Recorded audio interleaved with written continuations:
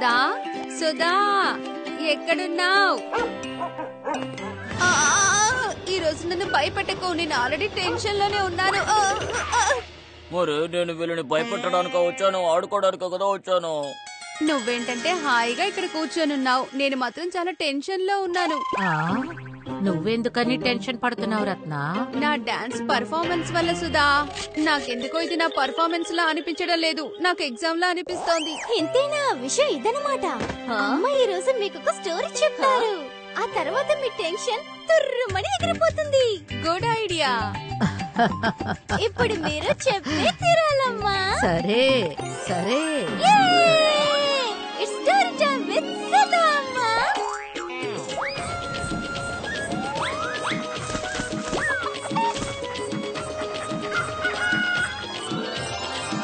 Ministers test. మహారాజు విద్యాధర్కి ఒక మంత్రి కావలసి వచ్చింది. అతను బుద్ధిమంతుడై ఉండాలి, తగిన సమయంలో సరైన మార్గాన్ని చూపించేవాడిగా ఉండాలి. వినండి వినండి వినండి, రాజుగారి ఆజ్ఞని వినండి. ఈ రోజు నుండి 4 నెలల తరువాత మన మహారాజుకి మన పంట పొలాల్లో పండినటువంటి పచ్చటి కాయగూరలు ఇంకా తెలివైన పాత్రల్ని తీసుకొని ఎవరైతే తన నీడని వెంబడించుకుంటూ అంతఃపురంలోకి వస్తారో అతన్ని రాజ్యానికి మంత్రిగా నిర్ణయిస్తారు. వినండి వినండి వినండి. కొంచెం కొంచెం పొదుపు చేసి నేనే మంత్రినవుతాను. ఇలా చూడు, మనం పని ప్రారంభిద్దాం, మంత్రి అవ్వాలి కదా. అలాగే.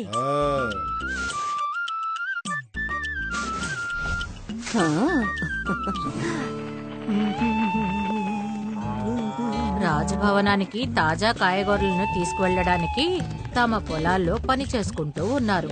కానీ సారంగ ఏర్పాట్లు మాత్రం అందరికంటే విభిన్నంగా ఉన్నాయి. అతని ఆలోచన ఏమిటన్నది ఎవ్వరికీ అంతు చిక్కలేదు. సారంగా, మంచి కాయగూరలని మనం అంతఃపురానికి తీసుకెళ్ళాలి, మట్టి కాదు.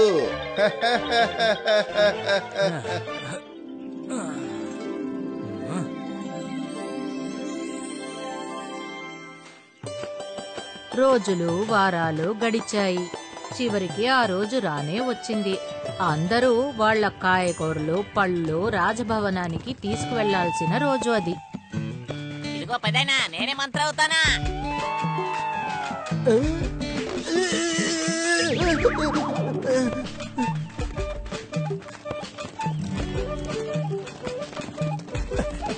సారంగ ఏర్పాట్లు విభిన్నంగా ఉన్నాయి.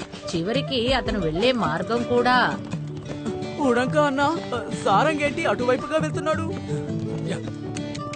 ఈ మార్గం కొండ వైపు నుంచి కదా వెళ్తోంది. ఆ దారిలో ఎవరైనా వెళ్లారనుకో కళ్ళు తిరిగి కింద పడిపోతారా? కాయగూరలో వాటంతటా అవే వెళ్లి చేరుకుంటాయా ఏంటి? ఓ అలాగా, ఈ నగరంలో ఉన్న వాళ్ళందరూ మంత్రి కావాలనుకుంటున్నారా?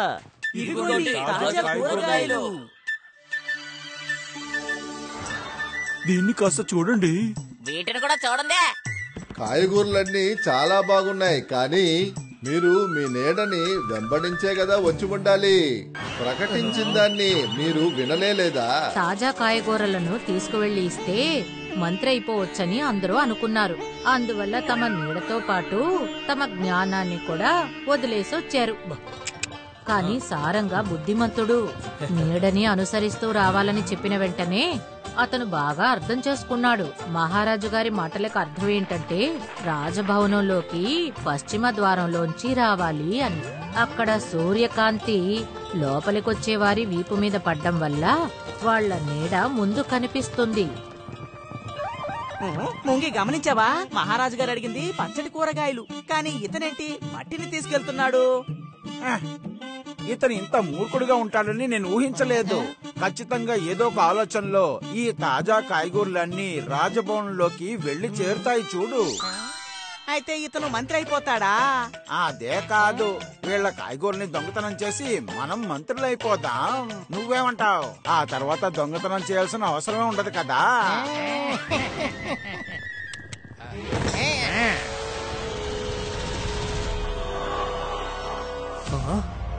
ఏయ్, ఏ కాయగూరలైతే నువ్వు రాజభవనంలోకి తీసుకెళ్తున్నావో అది మర్యాదగా మాకు అప్పగించేయి, లేకపోతే వద్దండి, నేను ఇప్పుడే ఇచ్చేస్తాను.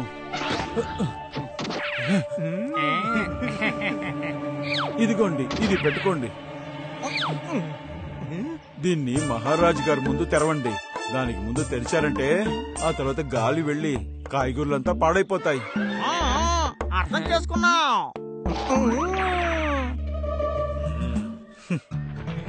చుంగి ముంగి ఇద్దరూ సారంగా ఇచ్చిన పెట్టిని తీసుకుని రాజభవనంలోకి వెళ్లారు.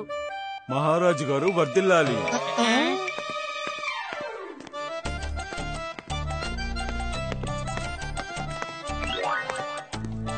నమస్కారం మహారాజా.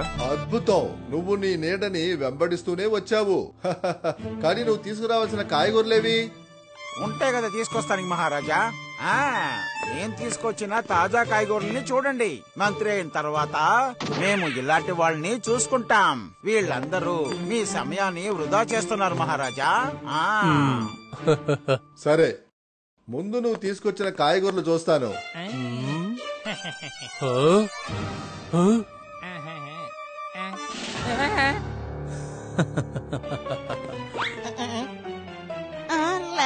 సరే గాని కాయగూరలు ఎక్కడ పోయాయి? వందనాన్ని స్వీకరించండి మహారాజా.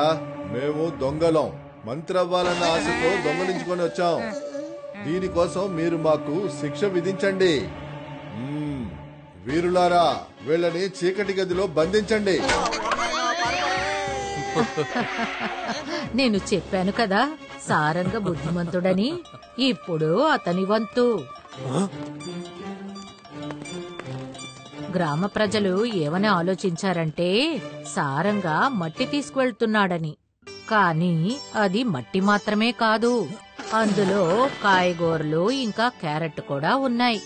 అతను అన్ని రోజుల ముందు ఎడ్ల బండిలోనే సాగు చేశాడు. అప్పుడే మహారాజు విద్యాధర్కి తాజాగా ఇవ్వొచ్చని. చాలా అద్భుతం, మీరు నిజంగా ఆ పాత్రను కూడా తీసుకొచ్చే ఉంటారు. అందులో తెలివి ఉంటుంది. అవును మహారాజా. మహారాజా, మీరు దీంట్లో తెలివిని ఉపయోగించాలి. కానీ మీరు కుండను విరక్కొట్టకుండా దీన్ని బయటకు తీయాలి. సారంగా కుండలో వేసి ఉంచిన గుమ్మడికాయ దానికి ఎరువు లభించడం వల్ల కుండలోనే పెద్దదిగా పెరిగింది. కుండని పగలగొట్టకుండా దాన్ని బయటికి తీయలేరు. అయినా మహారాజు గారు సారంగని ఇంకా పరీక్షించాలని అనుకున్నారు. మీ తెలివి, మీ ప్రతిభ చాలా బాగుంది సారంగా. సరే, ఈ విషయం చెప్పండి మీరు. ఈ దర్బార్ కోసం మనం ఈ 3 బొమ్మల్లో ఒకటి ఎంచుకోవాలంటే అది ఏదవుద్ది?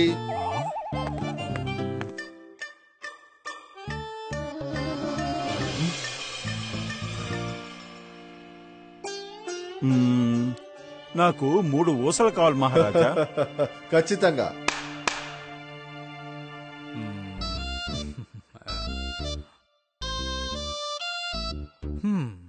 అవును, ఇతను ఏం చేస్తున్నాడు?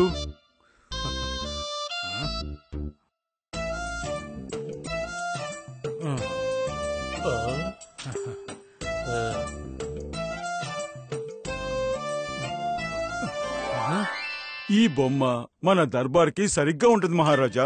ఏదైనా రహస్యమైన విషయం మొదటి బొమ్మ చెవిలోకి వెళ్ళింది అంటే అది తన ముఖ్యత్వం తెలుసుకోకుండానే ఇంకో చెవి మూలంగా దాన్ని బయటికి వదిలేస్తుంది. రెండో బొమ్మకి మనం ఇదని చెప్పామంటే చెవి మూలంగా మాటల్లో చెప్పేస్తుంది. కానీ మూడో బొమ్మ చెవిలో ఏ విషయం చెప్పినా సరే ఆ రహస్యం రహస్యంగానే ఉండిపోతుంది. వాహ్ వాహ్, ఎంత అద్భుతం. ఇంకా ఒక ఆఖరి ప్రశ్న. మహారాజు గారు 3 ఉంగరాల్ని చూపించి సారంగని అడిగారు. తీసుకో సారంగా, ఎరుపు రంగు ఉంగరాన్ని వేసుకున్న వారికి పథకాల్ని రచించే శక్తి లభిస్తుంది. పచ్చరంగు వేసుకున్న వారికి మామూలు పరిస్థితిలో పథకాన్ని అమలు చేసే శక్తి లభిస్తుంది అని. ఆ తర్వాత నీలిరంగు ఉంగరాన్ని వేసుకున్న వారికి క్లిష్టమైన పరిస్థితిలో పథకాన్ని అమలు చేసే శక్తి దొరుకుతుంది. కాబట్టి దర్బారులో వీటిలో ఏ ఉంగరం వేసుకోవాలి? మహారాజా, మీరు ఎర్రటి రంగు ఉంగరాన్ని వేసుకోవాలి. ఎందుకంటే ఆలోచన ఇచ్చేది మహారాజునే. పచ్చరంగు ఉంగరం మీ మంత్రి దగ్గర ఉండాలి. అప్పుడే ఆయన మామూలు పరిస్థితిలో కూడా ఆలోచనల్ని నెరవేర్చగలరు. ఆ తరువాత సేనాపతి గారు నీలరంగు ఉంగరం వేసుకోవాలి. అప్పుడే అయినా ఎలాంటి క్లిష్ట పరిస్థితుల్లో అయినా మీ ఆలోచనల్ని నెరవేర్చగలరు.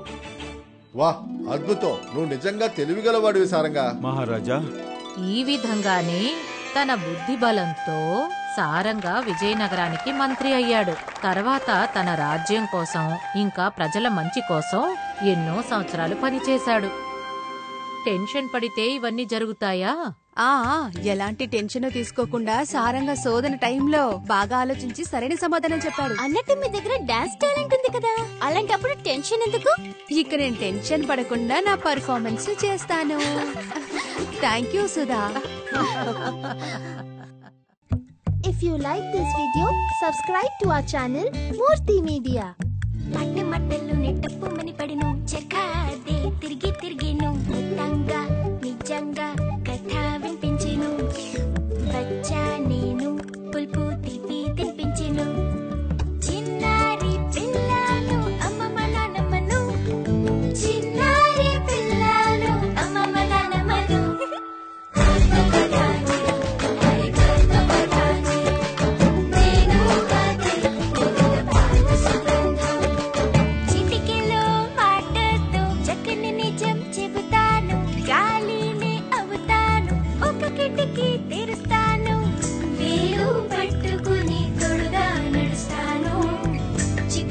చీకటిలో దీపంలా వెలుగుతా పాకెట మట్టిలో సువాసన పంచుతా.